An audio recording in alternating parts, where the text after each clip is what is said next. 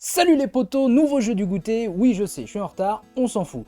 Aujourd'hui, je voudrais vous présenter un jeu de mon enfance qui est vraiment, mais vraiment pas ouf.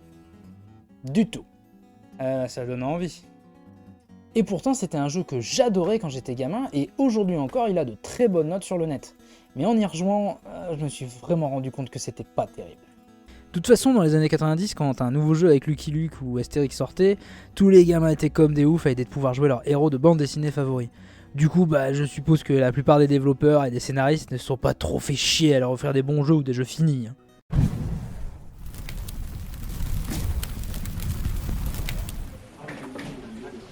Eh bah c'est pas mal. Alors, on en est où? Eh bah, je suis plutôt fier de moi. Bien, le scénario il est fini. On va avoir un peu de retard. Par contre, j'ai fait un super dessin. Je l'appelais Kamel. Je me demande si c'est pas du plagiat ça.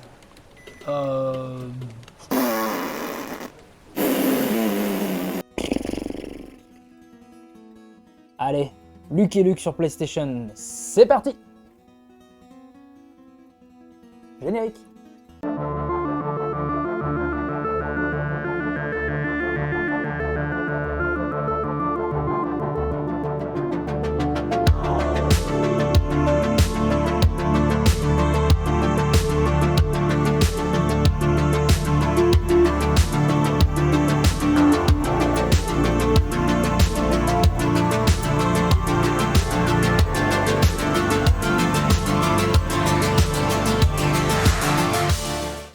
Lucky Luke, tout le monde connaît ce cowboy Parent Lanson qui arpente les États-Unis pour faire régner la loi à coups de revolver. Et heureusement pour tout le monde, les États-Unis ont beaucoup changé depuis. Quand j'étais gosse, c'était probablement ma BD préférée. Il y avait tout, de l'action, de l'aventure, de l'humour, et des intrigues aussi différentes qu'intéressantes, et honnêtement, j'étais même parfois assez triste de terminer une histoire, puisque Luke finissait toujours par partir en scred dans un soleil couchant sur son fidèle Jolly Jumper. S'il y a eu des tas de jeux sur Lucky Luke, la plupart n'étaient pas forcément mauvais, mais il y en a un sur lequel j'ai perdu beaucoup de mon temps, et c'est la version sortie en 1997 sur PlayStation, développée et éditée par Océan et par... C'est bon, ce coup-ci je suis prêt. Donc déjà, pour une raison qui m'est absolument inconnue, ma version ISO du jeu ne contient aucune musique. Voilà, j'ai passé 3 heures de ma vie à entendre du vent.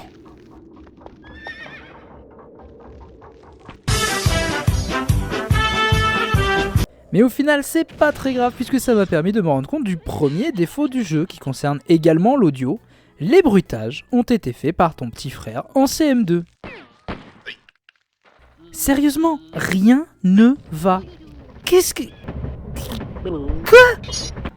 Et pourquoi quand Luke tombe, ça fait un bruit de pistolet? Pourquoi quand un ennemi apparaît ou meurt, ça fait un bruit de ressort? Et pourquoi les PNJ à sauver font des bruits aussi chelous, putain? D'ailleurs, vu l'animation, c'est plutôt ce son-là que j'aurais mis. Alors, on est d'accord, du point de vue d'un gamin, ces bruitages-là sont rigolos. Mais j'ai jamais entendu ces bruitages-là dans un épisode du dessin animé Lucky Luke. Alors pourquoi est-ce qu'il viendrait en foutre dans le jeu Lucky Luke?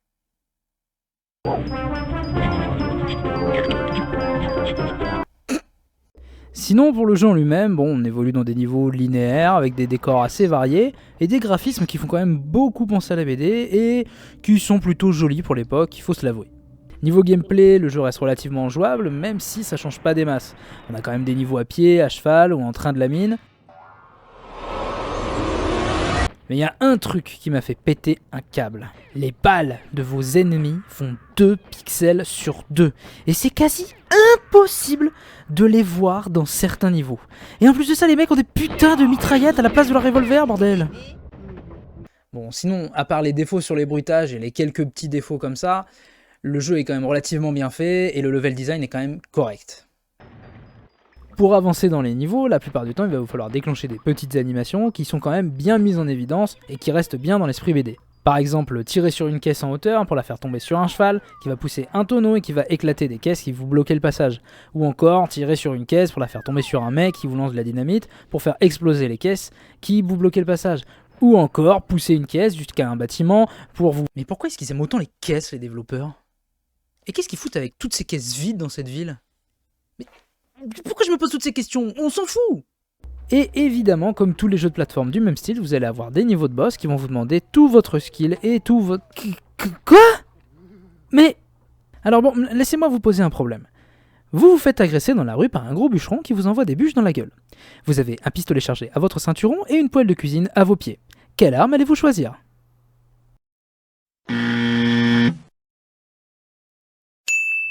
Oui, tout le monde prendrait le revolver, merde. Je suis Lucky Luke, le tireur le plus rapide de l'Ouest. Celui qui tire plus vite que son ombre. J'ai pas envie de jouer au tennis. Côté histoire, les scénaristes se sont vraiment pas foulés, ils ont repris l'intrigue phare de la BD, les Dalton s'évadent, et Luke les poursuit afin de les ramener au pénitencier. Évidemment, lorsqu'on connaît les BD et le personnage, c'est évident. Franchement au début ça passe plutôt bien, vous apparaissez dans la petite ville de Painful Gulch, un endroit charmant, totalement désert, rempli de bandits qui veulent tous votre peau. Vous faites donc avancer Luke dans la ville pour aller jusqu'à la gare où... Alors que Bonjour. Lucky Luke et Jolly Jumper poursuivent tranquillement leur chemin, Ça fait longtemps que vous êtes là? Je me rends pas bien compte. ils distinguent au loin un homme ligoté. Cet homme n'est autre que le chef de gare de Painful Gulch. Lucky Luke apprend de ce dernier que les frères Dalton viennent d'attaquer la Pacific Railroad. Il n'y a pas une minute à perdre. Après cette explication avec un accent américain à couper au couteau, Luke se met donc à la poursuite du train qui a été détourné par les Dalton pour finir par en prendre le contrôle après un duel incroyable face aux Dalton sur un fond de musique épique. Je sais, là c'est ma faute, pas celle du jeu, mais ça me saoule. Et au bruitage, toujours rocambolesque.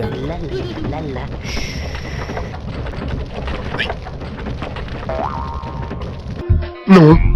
Les Dalton s'échappent à nouveau et s'ensuit une série de péripéties que je vous laisserai découvrir si vous voulez connaître la suite, mais en tout cas sachez que tout se finit par un niveau de rail shooter tout à fait classique, avec un ultime affrontement contre Joe Dalton et le retour au pénitencier des Dalton comme tout le monde sans doute.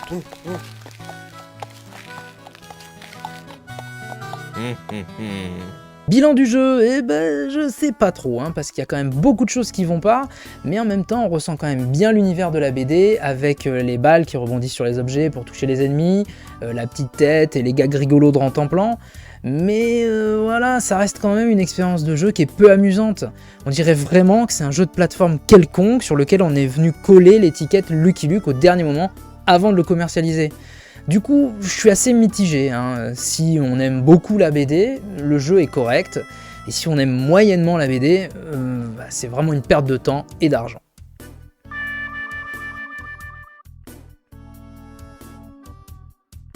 Et voilà, c'était Lucky Luke sur PS1 et c'était vachement moins bien que dans mes souvenirs. En tout cas, si la vidéo vous a plu, n'hésitez pas à me le dire en commentaire, à lâcher un pouce bleu, à vous abonner à la chaîne et surtout à partager un maximum à la fois la chaîne et à la fois la vidéo. C'est hyper important et merci beaucoup à tous ceux qui le font déjà depuis le début.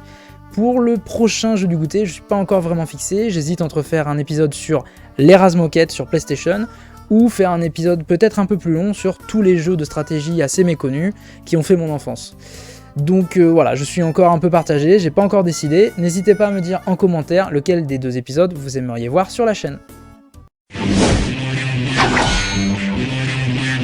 It's the poussière of Ohio, wearing his beautiful chapeau, but who's this caballero? The Emperor of the Far West. When he degains his revolver, he can shoot a fly d'un seul geste. In the desert, there is person, never a coup de téléphone. He's a cowboy, poor and lonesome.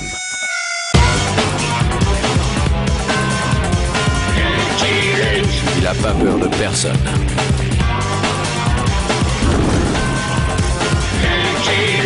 Pas surtout des Dalton. Il n'a pas peur de personne.